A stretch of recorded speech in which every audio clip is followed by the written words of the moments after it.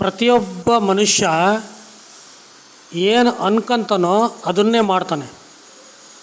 ಅವನು ಏನು ಆಲೋಚನೆ ಮಾಡ್ತಾನೋ ಅದನ್ನೇ ಮಾಡ್ತಾನೆ. ಅವನ ಮನಸ್ಸಿನಲ್ಲಿ ಏನು ಬರುತ್ತೋ ಅದನ್ನೇ ಮಾಡ್ತಾನೆ. ಈಗ ನೀವು ಯಾವುದೇ ಒಂದು ಕೆಲಸ, ಅದು ಒಳ್ಳೆಯದಾಗಿರ್ಬೋದು ಅಥವಾ ಕೆಟ್ಟದ್ದಾಗಿರ್ಬೋದು, ನೀವು ಮನಸ್ಸಿನಲ್ಲಿ ಒಂದು ಭಾವನೆಗಳನ್ನ ತಂದುಕೊಳ್ಳ್ರಿ. ಅದು ಮಾಡಿದಷ್ಟೇ ಫೀಲಿಂಗ್ ಆಗುತ್ತೆ ಅಲ್ವಾ. ನೀವು ಇವಾಗ ಯಾವುದಾನ ಒಂದು ಕೆಲಸನ ಆಲೋಚನೆ ಮಾಡ್ತಾ ಹೋಗ್ರಿ, ಅದು ಮಾಡಿದರೆ ಏನು ಫೀಲಿಂಗ್ ಆಗುತ್ತೆ ಅದೇ ಫೀಲಿಂಗ್ ಆಗುತ್ತೆ. ನೀವು ಯಾವುದಾದ್ರೂ ಒಂದು ಕೆಲಸನ ಕಲ್ಪನೆ ಮಾಡ್ತಾ ಹೋಗ್ರಿ, ಅದು ನೀನು ನಿಜವಾಗ್ಲೂ ಮಾಡ್ತಾ ಇದೆಯೇನೋ ಅನ್ನೋ ಫೀಲಿಂಗ್ ಬರುತ್ತೆ. ಆಮೇಲೆ ನಾನು ಇಂಥದ್ದು ಮಾಡಬೇಕು ಅಂತ ನಿನಗೆ ಅನಿಸಿದರೆ ಮುಗೀತು, ಅದಾಗವರೆಗೂ ಬಿಡಲ್ಲ ಅಲ್ವಾ. ಇದು ಮನುಷ್ಯನ ಸ್ವಭಾವ, ಗುಣ, ಮನುಷ್ಯನ ಒಂದು ನೇಚರ್. ಹೌದು, ಪ್ರಕೃತಿನೇ ಆ ಥರ, ಅಂದ್ಕೊಂಡಿದ್ದನ್ನು ಮಾಡ್ತಾನೆ. ಅದು ಒಳ್ಳೆಯದಾಗಿರಲಿ ಕೆಟ್ಟದ್ದಾಗಿರಲಿ ಅಂದ್ಕೊಂಡಿದ್ದನ್ನು ಮಾಡ್ತಾನೆ. ಅದು ಒಳ್ಳೆಯದಾಗಿರಲಿ ಕೆಟ್ಟದ್ದಾಗಲಿ ಏನು ಆಲೋಚನೆ ಮಾಡ್ತಾನೋ ಅದನ್ನೇ ಅವ್ನು ಮಾಡೋದು. ಅದು ಒಳ್ಳೆಯದಾಗಿರಲಿ ಕೆಟ್ಟದ್ದಾಗಿರಲಿ ಏನು ಕಲ್ಪನೆಗಳು ಭಾವನೆಗಳು ಬರ್ತವೆ ಅದನ್ನೇ ಮಾಡೋದು. ಈ ಆಲೋಚನೆಗಳು, ಭಾವನೆಗಳು, ಕಲ್ಪನೆಗಳು ಇವೆಲ್ಲ ಬರೋದು ಪಂಚೇಂದ್ರಿಯಗಳ ಸಹಾಯದಿಂದ. ಈ ಪಂಚೇಂದ್ರಿಯಗಳ ಕೆಲಸನೇ ಇಷ್ಟು. ಅವು ನಮಗೆ ಆಲೋಚನೆಗಳನ್ನ ಬರಂಗೆ ಮಾಡ್ತವೆ, ಪಂಚೇಂದ್ರಿಯಗಳು ನಮಗೆ ಭಾವನೆಗಳನ್ನ ಬರಂಗೆ ಮಾಡ್ತವೆ, ಪಂಚೇಂದ್ರಿಯಗಳು ನಮಗೆ ಕಲ್ಪನೆಗಳನ್ನು ಬರಂಗೆ ಮಾಡ್ತವೆ. ಒಂದು ಸತಿ ನಮ್ಮ ದೇಹದಲ್ಲಿ ಭಾವನೆಗಳಾಗಲಿ ಕಲ್ಪನೆಗಳಾಗಲಿ ಆಲೋಚನೆಗಳಾಗಲಿ ಎಂಟ್ರಾಯ್ತಂದರೆ ದೇಹ ಅದೇ ಕೆಲಸ ಮಾಡುತ್ತೆ, ಬೇರೆ ಕೆಲಸ ಮಾಡಲ್ಲ. ಅದಕ್ಕೆ ನಾವು ಏನೇ ಅಂದ್ಕೊಳ್ಳಿ ಅದು ಒಳ್ಳೆಯದೇ ಅಂದ್ಕೋಬೇಕು. ನಾವು ಏನೇ ಕಲ್ಪನೆಗಳು ಮಾಡಲಿ ಅದು ಒಳ್ಳೆ ಕಲ್ಪನೆಗಳೇ ಆಗಬೇಕು. ನಾವು ಏನೇ ಭಾವನೆಗಳು ತಂದ್ಕೊಳ್ಳಿ ಅದು ಒಳ್ಳೆ ಭಾವನೆಗಳೇ ಆಗಬೇಕು. ನಾವು ಏನೇ ಆಲೋಚನೆ ಮಾಡಲಿ ಅದು ಒಳ್ಳೆ ಆಲೋಚನೆಗಳಾಗಿರಬೇಕು. ಬಟ್ ಇದನ್ನು ಎಲ್ಲರ ಕೈಲೂ ಮಾಡೋಕ್ಕಾಗಲ್ಲ. ಯಾಕೆ? ಕೆಲವರು ಶಕ್ತಿ ಸಂಪಾದನೆ ಮಾಡಿ ಶಕ್ತಿ ಸಂರಕ್ಷಣೆ ಮಾಡಿರ್ತಾರೆ, ಅವ್ರಿಗೆ ಇದನ್ನು ಮಾಡೋಕ್ಕಾಗುತ್ತೆ. ಶಕ್ತಿ ನಾಶ ಮಾಡ್ಕೊಂಡವ್ರಿಗೆ ಇದನ್ನು ಮಾಡೋಕ್ಕಾಗಲ್ಲ. ಬಟ್ ಕೇಳೋಕ್ಕೆ ಚೆನ್ನಾಗಿರುತ್ತೆ, ಅದನ್ನು ಮಾಡೋಕ್ಕಾಗಲ್ಲ. ಏನೋ ಈಗ ಶಕ್ತಿ ನಾಶ ಮಾಡ್ಕೊಂಡ್ಬಿಟ್ಟಿರ್ತಾನೆ ಒಬ್ಬ ವ್ಯಕ್ತಿ ಅಂತ ಇಟ್ಕ, ಪುರುಷರಾಗಲಿ ಸ್ತ್ರೀಯರಾಗಲಿ. ಅವರು ಶಕ್ತಿ ನಾಶ ಮಾಡಿಕೊಂಡು ಒಳ್ಳೆಯದನ್ನು ಅಭ್ಯಾಸ ಮಾಡೋಕ್ಕೆ ಹೋದರೆ ಆಗಲ್ಲ, ಬರೋದೇ ಇಲ್ಲ. ಕೆಲವರು ಪ್ರತಿದಿನ ಶಕ್ತಿ ನಾಶ ಮಾಡ್ಕೊತಿರ್ತಾರೆ, ಆದರೆ ಅವರು ಒಳ್ಳೆಯದನ್ನು ಬಯಸ್ತಾ ಇರ್ತಾರೆ, ಒಳ್ಳೆಯದಾಗಬೇಕು ಅಂತ ಬಯಸ್ತಾ ಇರ್ತಾರೆ. ಒಳ್ಳೆಯ ಆಲೋಚನೆಗಳು, ಏನೋ ಒಂದು ಒಳ್ಳೆಯದಾಗಬೇಕು ಅಂತ ಎಕ್ಸ್ಪೆಕ್ಟ್ ಮಾಡ್ತಾ ಇರ್ತಾರೆ. ಸುಳ್ಳು, ಒಳ್ಳೆಯದಾಗಲ್ಲ. ಶಕ್ತಿ ನಾಶ ಮಾಡ್ಕೊಳೋರಿಗೆ ಒಳ್ಳೆಯದಾಗಲ್ಲ. ಶಕ್ತಿ ನಾಶ ಮಾಡ್ಕೊಳೋರಿಗೆ ಊಟ ಸಿಗಲ್ಲ, ಶಕ್ತಿ ನಾಶ ಮಾಡ್ಕೊಳೋರಿಗೆ ಕೆಲಸ ಸಿಗಲ್ಲ, ಶಕ್ತಿ ನಾಶ ಮಾಡ್ಕೊಳೋರಿಗೆ ದುಡ್ಡು ಸಿಗಲ್ಲ, ಶಕ್ತಿ ನಾಶ ಮಾಡ್ಕೊಳೋರಿಗೆ ಆರೋಗ್ಯ ಬರಲ್ಲ, ಶಕ್ತಿ ನಾಶ ಮಾಡ್ಕೊಳೋರಿಗೆ ಒಳ್ಳೆ ಗುಣಗಳು ಬರಲ್ಲ, ಶಕ್ತಿ ನಾಶ ಮಾಡ್ಕೊಳೋರಿಗೆ ಒಳ್ಳೇದು ಯಾವುದು ಹತ್ರಕ್ಕೆ ಬರಲ್ಲ, ಯಾವುದು ಹತ್ರಕ್ಕೆ ಬರಲ್ಲ. ಶಕ್ತಿ ನಾಶ ಮಾಡ್ಕೊಳೋರಿಗೆ ಬರೀ ಕೆಟ್ಟದ್ದೇ ಬಂದು ಸೇರ್ಕೊಳತ್ತೆ.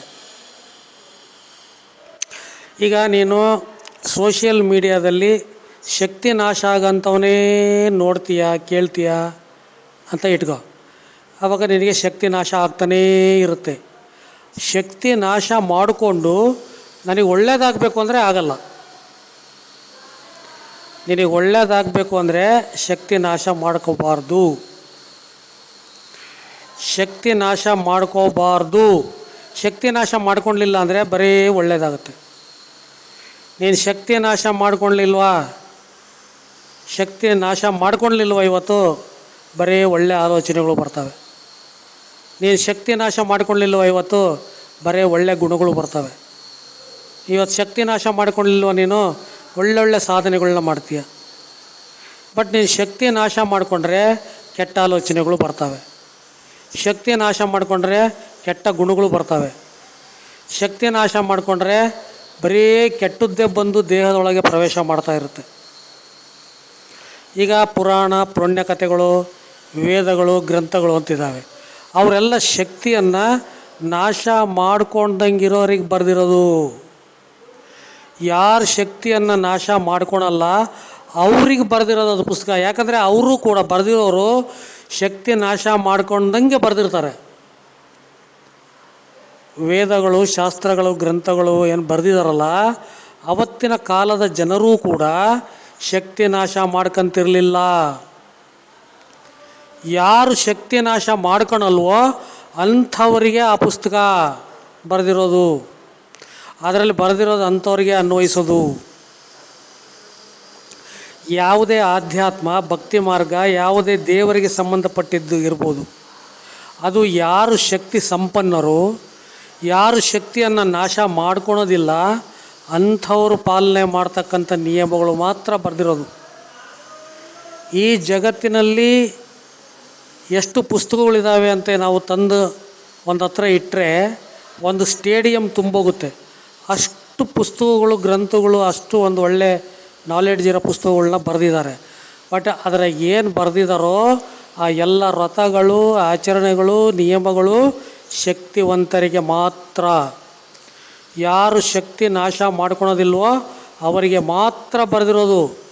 ಶಕ್ತಿ ನಾಶ ಮಾಡ್ಕೊಳೋರಿಗೆ ಇದುವರೆಗೂ ಯಾರೂ ಪುಸ್ತಕ ಬರೆದಿಲ್ಲ. ಅದು ಒಬ್ಬರು ಬರೆದಿರೋದು. ಅದು ಶಕ್ತಿ ಸೂತ್ರ. ಶಕ್ತಿ ಸೂತ್ರ SR ಸ್ವಾಮಿ 40 ವರ್ಷಗಳ ಕಾಲ ಸತತ ಅಧ್ಯಯನ, ಸಂಶೋಧನೆ ಮಾಡಿ ಶಕ್ತಿ ಸೂತ್ರ ಪುಸ್ತಕವನ್ನು ಬರೆದಿದ್ದಾರೆ. ಯಾರು ಶಕ್ತಿ ನಾಶ ಮಾಡ್ಕೊತಾರೋ ಅವರಿಗೆ ಮಾತ್ರ. ಇಡೀ ಪ್ರಪಂಚದಲ್ಲಿರುವುದು ಒಂದೇ ಗ್ರಂಥ, ಒಂದೇ ಪುಸ್ತಕ, ಒಂದೇ ಧರ್ಮ ಪುಸ್ತಕ, ಅದು ಶಕ್ತಿ ಸೂತ್ರ. ಅರ್ಥ ಆಯ್ತಾ? ಶಕ್ತಿ ಸೂತ್ರದಲ್ಲಿ ಏನು ಹೇಳಿದೆ ಅಂದರೆ, ಯಾರಿಗೆ ಶಕ್ತಿ ಇಲ್ಲ ಅವ್ರಿಗೂ ಯಾವ ಕಾನೂನುಗಳನ್ನು ಪಾಲನೆ ಮಾಡಬೇಕು, ಯಾರಿಗೆ ಶಕ್ತಿ ದಿನ ನಾಶ ಮಾಡ್ಕೊತಾರೆ ಅವರು ಯಾವ ರೀತಿ ಆಚರಣೆಗಳನ್ನು ಮಾಡಬೇಕು, ಯಾರು ಪ್ರತಿನಿತ್ಯ ಶಕ್ತಿ ನಾಶ ಮಾಡಿಕೊಂಡು ರೋಗದಿಂದ ನರಳ್ತಾ ಇರ್ತಾರೆ ಅವರು ಯಾವ ರೀತಿ ಈ ಒಂದು ಜೀವನ ಕ್ರಮವನ್ನು ಅನುಸರಿಸಬೇಕು ಅಂಥೇಳಿ ಕೇವಲ ಒಂದೇ ಒಂದು ಪುಸ್ತಕದಲ್ಲಿ ಬರೆದಿರೋದು. ಅದು ಶಕ್ತಿ ಸೂತ್ರ ಪುಸ್ತಕ. ಶಕ್ತಿ ಸೂತ್ರ ಪುಸ್ತಕ ಈ ಪ್ರಪಂಚದಲ್ಲೇ ಪ್ರಪ್ರಥಮವಾದ ಗ್ರಂಥ. ಅದು ಶಕ್ತಿ ನಾಶ ಮಾಡಿಕೊಂಡವರಿಗೆ ಬರೆದಿರುವಂತಹ ಗ್ರಂಥ. ಶಕ್ತಿ ಸೂತ್ರದ ನಿಯಮಗಳು ಯಾರು ಶಕ್ತಿಯನ್ನು ಹಾಳು ಮಾಡಿಕೊಂಡಿರ್ತಾರೆ, ಯಾರು ಶಕ್ತಿ ಇರೋದಿಲ್ಲ ದೇಹದಲ್ಲಿ, ಯಾರ ಶಕ್ತಿ ನಾಶ ಮಾಡ್ಕೊತಾ ಇರ್ತಾರೆ, ಯಾರ ದೇಹದಲ್ಲಿ ಶಕ್ತಿ ಅವಶ್ಯಕತೆ ಇರುತ್ತೆ ಅಂಥವರಿಗೆ ಮಾತ್ರ ಬರೆದಿರೋದು ಶಕ್ತಿ ಸೂತ್ರದ ಪುಸ್ತಕ. ಶಕ್ತಿ ಸೂತ್ರ ಆಚರಣೆಗಳು, ಶಕ್ತಿ ಸೂತ್ರದ ನಿಯಮಗಳು ಮತ್ತು ಶಕ್ತಿ ಸೂತ್ರದ ವ್ರತಗಳು ಇದು ಕೇವಲ ಶಕ್ತಿ ನಾಶ ಮಾಡಿಕೊಂಡು ದುರ್ಬಲರಿಗೆ ಮಾತ್ರ. ಶಕ್ತಿವಂತರಾಗುವುದು ಹೇಗೆ, ದುರ್ಬಲತೆ ಹೋಗಲಾಡಿಸಿಕೊಳ್ಳುವುದು ಹೇಗೆ ಅಂತ ಅದು ಬಿಟ್ಟು ಬೇರೆ ಏನೇ ಗ್ರಂಥಗಳು, ಏನೇ ವಚನಗಳು, ಏನೇ ಶಾಸ್ತ್ರಗಳು ಇದ್ರೂ ಅದು ಶಕ್ತಿವಂತರಿಗೆ ಮಾತ್ರ. ಯಾರು ಶಕ್ತಿಯನ್ನು ಉತ್ಪಾದನೆ ಮಾಡ್ತಾರೆ, ಯಾರು ಶಕ್ತಿಯನ್ನು ಸಂಗ್ರಹಣೆ ಮಾಡ್ತಾರೆ, ಯಾರು ಶಕ್ತಿಯನ್ನು ಸಂರಕ್ಷಣೆ ಮಾಡ್ತಾರೆ, ಯಾರು ಶಕ್ತಿಯನ್ನು ನಾಶ ಮಾಡ್ಕೊಳೋದಿಲ್ಲ ಅಂಥವ್ರಿಗೆ ಬರೆದಿರೋದು ಧರ್ಮ ಗ್ರಂಥಗಳು, ಪುಸ್ತಕಗಳು, ವೇದಶಾಸ್ತ್ರಗಳು. ಅದರಲ್ಲಿ ಹೇಳಿರೋ ನಿಯಮಗಳೆಲ್ಲ ಅಂಥವರಿಗೆ ಮಾತ್ರ. ಶಕ್ತಿಹೀನರು, ದುರ್ಬಲರು ಅದನ್ನೆಲ್ಲ ಕೇಳೋದಕ್ಕೆ ಚೆನ್ನಾಗಿರುತ್ತೆ, ಆಚರಣೆ ಮಾಡೋದಕ್ಕಾಗೋದಿಲ್ಲ. ಅದಕ್ಕೆ ಬನ್ನಿ, ಶಕ್ತಿ ಸೂತ್ರಕ್ಕೆ ಬನ್ನಿ, ತರಬೇತಿಯನ್ನು ಪಡೆಯಿರಿ, ಶಕ್ತಿವಂತರಾಗಿ ಬಾಳಿ. ಪುರುಷರಿಗೂ ಸ್ತ್ರೀಯರಿಗೂ ಎಲ್ಲ ವಯಸ್ಸಿನವರಿಗೂ ಶಕ್ತಿ ಸೂತ್ರದಲ್ಲಿ ಆಹ್ವಾನವಿದೆ. ಇಡೀ ಪ್ರಪಂಚದಲ್ಲಿರುವ ಎಲ್ಲ ಧರ್ಮಗಳು, ಎಲ್ಲ ಶಾಸ್ತ್ರಗಳು, ಎಲ್ಲ ಜನರು, ಎಲ್ಲ ಜಾತಿಯ ಜನರು ಒಂದೆಡೆ ಸೇರುವಂತಹ ಜಾಗ ಈ ಪ್ರಪಂಚದಲ್ಲಿ ಯಾವುದಾದ್ರೂ ಇದೆ ಅಂದರೆ ಅದೇ ಶಕ್ತಿ ಸೂತ್ರ ಕೇಂದ್ರ. ಶಕ್ತಿ ಸೂತ್ರ ಕೇಂದ್ರದಲ್ಲಿ ನಾವು ಮನುಷ್ಯರು, ನಮ್ಮ ದೇಹದ ಒಳಗಿನ ಪ್ರಪಂಚ ಒಂದೇ. ನಮ್ಮ ದೇಹದ ಒಳಗೆ ಏನಿದೆಯೋ ಎಲ್ಲರ ದೇಹದಲ್ಲೂ ಅದೇ ಇದೆ. ನಾವೆಲ್ಲ ಒಂದೇ. ಯಾವಾಗಲೂ ದೇಹದ ಒಳಗಿನ ಪ್ರಪಂಚದ ಬಗ್ಗೆನೇ ಮಾತಾಡೋದು ಮತ್ತು ದೇಹದ ಒಳಗಿನ ವಸ್ತುಗಳನ್ನು ಕಾಪಾಡ್ಕೊಳೋದು. ಇದೇ ಶಕ್ತಿ ಸೂತ್ರದ ನಿಯಮಗಳು. ದೇಹದ ಹೊರಗಡೆ ನಮಗೆ ಬೇಕಾಗಿಲ್ಲ. ಏನು ನಡೀತದೆ ಅದು ಬೇಕಾಗಿಲ್ಲ. ಯಾಕೆ ಅಂತಂದರೆ ದೇಹದ ಒಳಗಡೆ ಏನಿರುತ್ತೋ ಅದೇ ದೇಹದ ಹೊರಗಡೆ ನಡೀತಾ ಇರುತ್ತೆ.